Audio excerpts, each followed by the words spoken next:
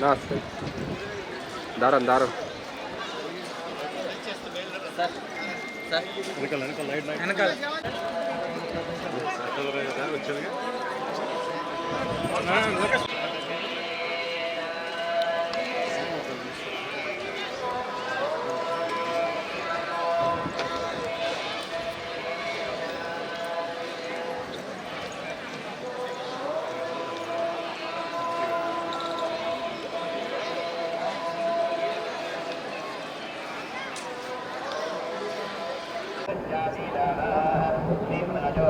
రాష్ట్రంలో బ్రహ్మాండంగా వర్షాలు పడాలి, పడి రైతులంతా కూడా సుభిక్షంగా ఉండాలి.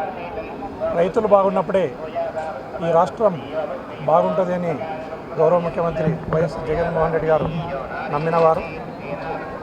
శుభసూచకంగా మనకు వర్షాలు కూడా వస్తూ ఉన్నాయి.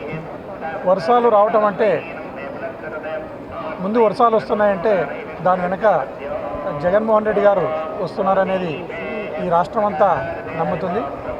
వర్ణదేవుడు మొదట పైలట్గా జగన్మోహన్ రెడ్డి గారికి పైలట్గా ముందు రావటం జరుగుతుంది. దాన్ని అందరూ కూడా రాష్ట్ర ప్రజలందరూ కూడా నమ్ముతారు. బాగా వర్షాలు వచ్చి ఈ రాష్ట్రం సర్వతోముఖాభివృద్ధి కావాలని దేవుని కోరుకోవడం జరిగింది. వాడు ప్రశాంత కిషోర్ కాదు, వాడు అశాంతి కిషోర్.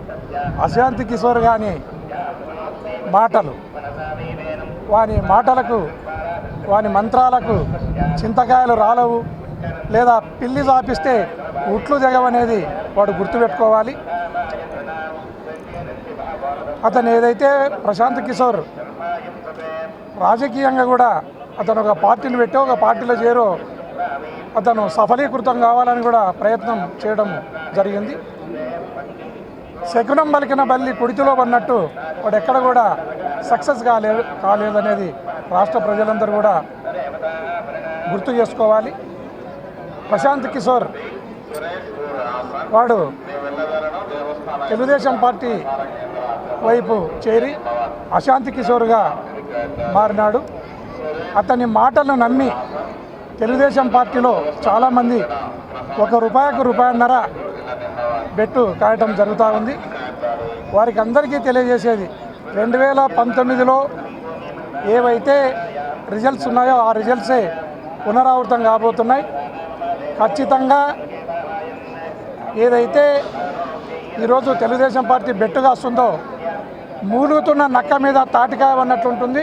వాళ్ళు ఓడిపోవటం ఖాయము. దాంట్లో బెట్టు పెట్టుకుని డబ్బులను కూడా పోగొట్టుకుంటారు తెలుగుదేశం పార్టీ వాళ్ళు అనేది ఈ సందర్భంగా తెలియజేస్తున్నా. ఎక్కడ కూడా ఇప్పుడు సెల్ఫ్ ప్రొటెక్షన్, ఎవరైనా వారి ధనమాన ప్రాణాలను కాపాడుకోవడానికి ఫస్ట్ జడ్జి అతనే. ఎవరైతే నష్టపోతున్నాడో, ఎవరైతే ధనమాన ప్రాణాలను కోల్పోతున్నారో ఆ వ్యక్తే తన ధనాలను, మానాన్ని, ప్రాణాన్ని కాపాడుకోవాల్సిన ప్రాథమిక బాధ్యత వారిపైనే ఉంటుంది. అందులో భాగంగానే అక్కడ రిగ్గింగ్ జరిగింది. అక్కడ ఖచ్చితంగా వాళ్ళు ఏదో తెలుగుదేశం పార్టీ వాళ్ళు కుట్రలు కుతంత్రాలతో ఓట్లను వేసుకుంటున్నారనే భావనతో పోవటం అక్కడ జరిగింది. అంతే తప్ప ఎక్కడ కూడా మన ఎలక్షన్ ప్రక్రియకు విఘాతం కలగలేదు. కలిగిన దగ్గర మనం ఖచ్చితంగా రీపోల్ను కూడా అడగటం జరిగింది.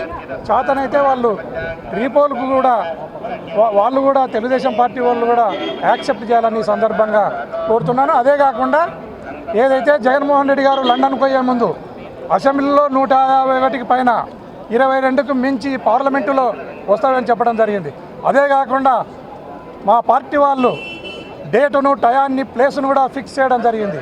అదే చంద్రబాబు నాయుడు గారు ముందుకొచ్చి ఆయన కూడా ఆయనకు 10 వస్తాయా, 20 వస్తాయా, లేదా 175కు 300 వస్తాయా, ఏదో కూత కుయ్యాలి కదా. ఇంకా ప్రజలను మభ్యపెట్టడానికి అతను ఏం మాట్లాడకుండా ప్రజలకు వదిలేసడం జరిగింది. వారి మాటలు నమ్మి ఎవరైనా బెట్టులు కడితే ఆ బెట్టు కట్టిన వాళ్ళు నష్టపోతారని సందర్భంగా తెలియజేస్తున్నాను. ఈ రాష్ట్రంలో ఆయన చేసిన సంక్షేమ పథకాలు, ఆయన చేసిన సామాజిక న్యాయం అంతకు మంచి ఈ రాష్ట్ర ప్రజలకు తన ప్రాణాన్ని ప్రాణంగా అడ్డం వేసి ఆయన పరిపాలన చేయడం జరిగింది. అందుకోసమే ఫుల్ కాన్ఫిడెన్స్గా ఆయన అసెంబ్లీలో 151కి పైన పార్లమెంటులో 122కు మించి మాకు సీట్లు రాబోతున్నాయి. ఖచ్చితంగా మేము జూన్ 9 టైం 9:38 ప్లేస్ వచ్చేసి రుషికొండ విశాఖపట్నంలో ప్రమాణ స్వీకారం చేయబోతున్నారు. రెండోసారి వైఎస్ జగన్మోహన్ రెడ్డి అనే నేను అని ఆయన ఖచ్చితంగా ప్రమాణ స్వీకారం చేయబోతున్నారు. ఈ దేశం ఒక్కసారి నిర్ఘాంతపోయే విధంగా, ఈ దేశం అత్యంత సంతోషపడే విధంగా రిజల్ట్స్ కూడా రాబోతున్నాయని ఈ సందర్భంగా తెలియజేస్తున్నాను.